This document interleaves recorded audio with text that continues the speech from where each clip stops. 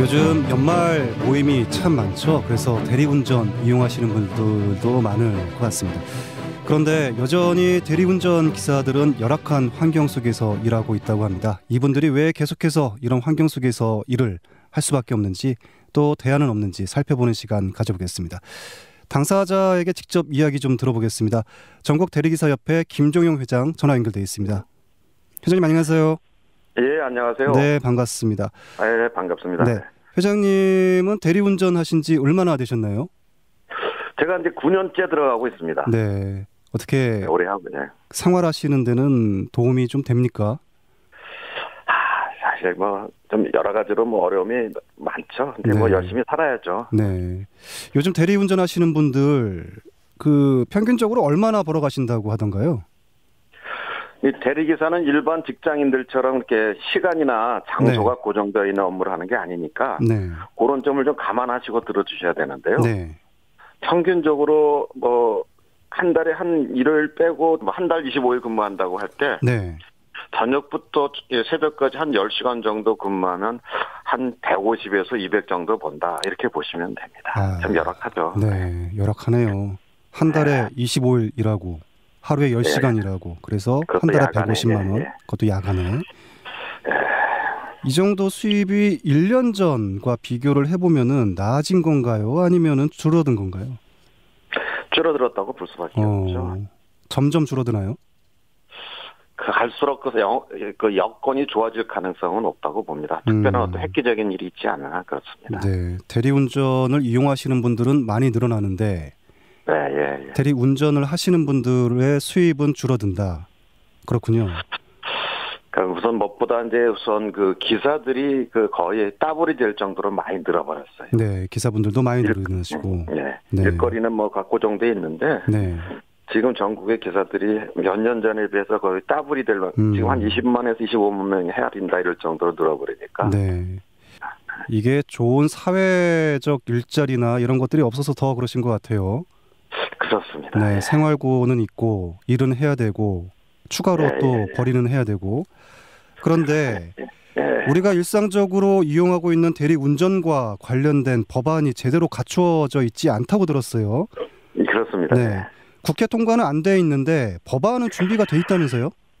예. 법안은 사실 지난 17대 국회부터 지금까지 차고 넘쳐 있습니다. 차고 넘친다. 17대부터. 네. 한 10년 넘게 그런 거네요?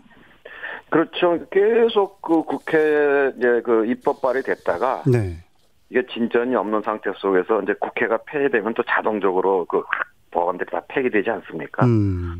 이런 과정들을 반복하고 있고요. 네.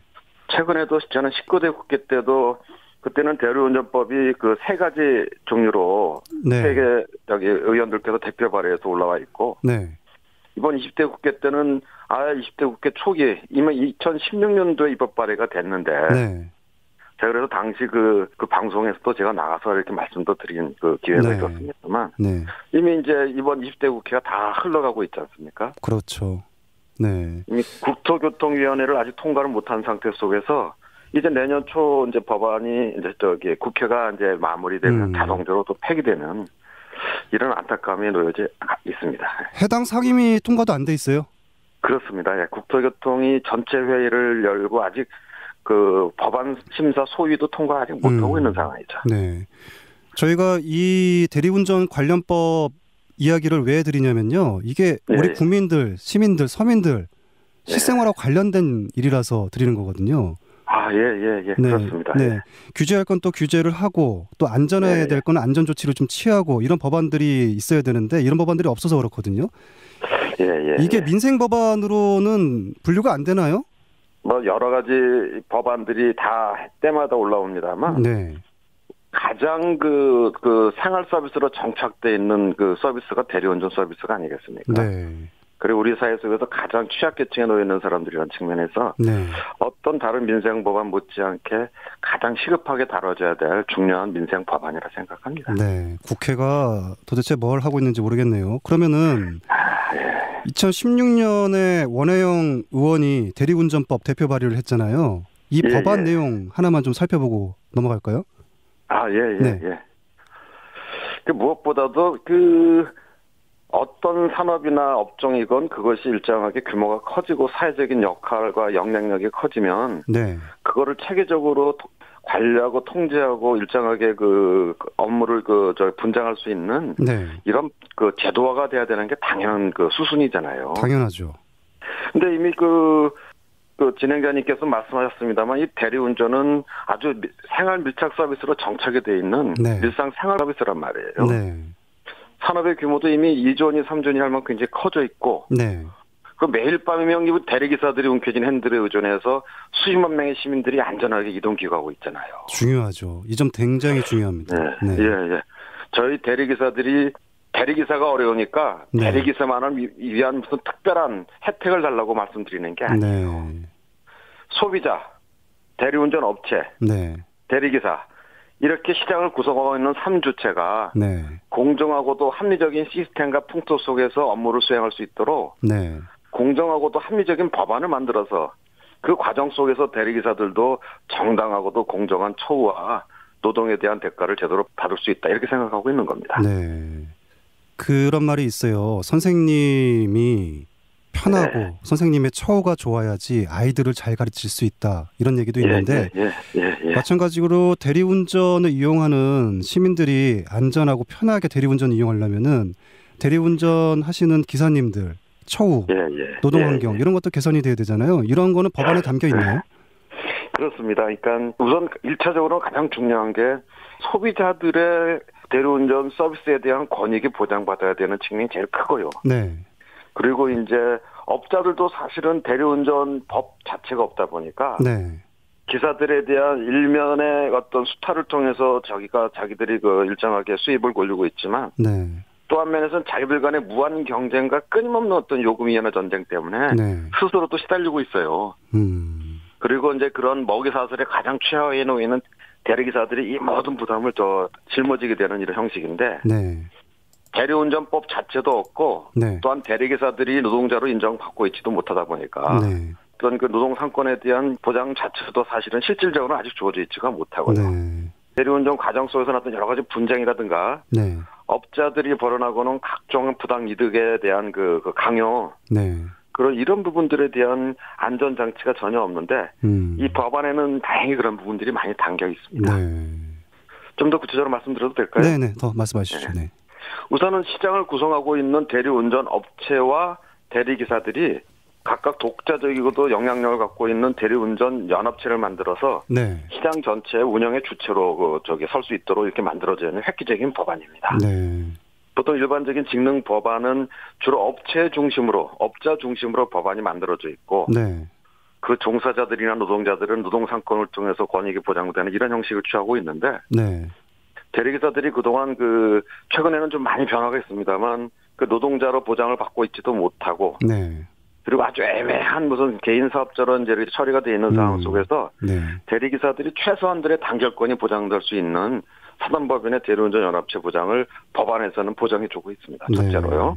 그리고 이제 업자들이 벌어나가는 이런 어떤 불합리하고도 불공정한 행위를 저지르지 못할 제도적인 안전망이 놓여져 있고요. 그런 행위를 할 때 그에 대한 처벌 조항들. 그리고 이런 부분들이 풍부하게 담겨 있습니다. 다 같이 일해서 다 같이 먹고 사는 세상. 이것만 좀 명심하면 될 것 같아요. 대리운전 이용하시는 분들 입장에서는 이용하는 시민들, 서민들 입장에서는 안전하고 편리한 대리운전 이용이 가능해야 되잖아요. 이런 거는 법안에서 어떻게 다뤄질 예정인가요? 모든 법이 시민들의 안전한 소비자들의 권익이라든가 안전망이 확보가 되지 않으면 현실적으로도 법 제정 자체도 사실 힘들고요. 또한 저희들이 말씀드렸습니다만 이게 궁극적으로는 소비자들의 안전한 이동과 귀가를 보장해주는 서비스로 보답이 될 수 있을 것이라고 보는데요. 그러니까 예를 들어서 이런 겁니다. 이제 사고가 났을 때 보험을 최대로 안전하고 확실하게 보장해주는 제도가 담겨 있습니다. 사고는 대리기사가 냈지만 엉뚱하게 차량 소유자가 또는 손님이 피해를 당하는 이런 사례들이 많잖아요. 그래서 이 대리기사들은 다 이러려면 대리보험에 가입이 돼 있어야 되는데 참 불행하게도 이 대리보험 가입에 대리보험료를 대리기사가 1년이면 100만 원도 넘게 내는데 그 중에 많은 부분들이 업자들이 중간에서 그 착복을 해버립니다. 참 말이야. 이렇게 대리기사들이 적지 않은 보험료를 내면도 중간에서 이 돈이 엉뚱하게 유출되니까 네. 대리보험의 서비스 질이 굉장히 엉망이 돼 있어요. 네. 예를 들어 사고가 나면 차주는 그 기간 동안 일정한 렌트카를 빌려서 해야 되잖아요. 네. 이런 렌터카 비용을 대리운전 보험에서는 전혀 보장해주고 있지는 않죠. 네, 그렇군요. 레카 비용이라든가 또는 최고 그 보장 한도가 굉장히 낮다든가. 네. 이 대리운전 법안에서는 소비자들이 안전하고도 확실하게 보장받을 수 있는 대리운전 보험에 대한 보장을 담고 있고요. 네. 끊임없이 벌어지는 요금 분쟁이라든가 네. 시비거리 이런 부분들에 대해서는 확실하게 피해를 보상받을 수 있고 할 수 있는 안전장치들이 많이 담겨 있습니다. 네, 이렇게 시민들의 삶 그리고 대리운전 하시는 분들의 일상 생활과 관련된 중요한 법안인데 20대 국회에서도 통과 가능성 거의 없다고 지금 보고 계시는 거죠? 이제 뭐 아시다시피 20대 국회가 내년 4월이면 마감이 되고 네. 그가 그동안은 여러 가지 정치적 이유 때문에 파행제로 굴러가고 있지 않습니까? 네. 특히 이제 19대도 그렇고 20대도 그렇고 우리나라 국회가 특히 민법안 제정에는 굉장히 인색한 네. 그런 상황에 놓여 있죠. 예. 네. 방송 시간 관계상 여기서 마쳐야 되겠습니다. 예. 네. 다음에 모셔서 더 자세한 이야기 들어보겠습니다. 오늘 말씀 고맙습니다. 예, 감사합니다. 네. 시사토픽 3부는 여기까지입니다.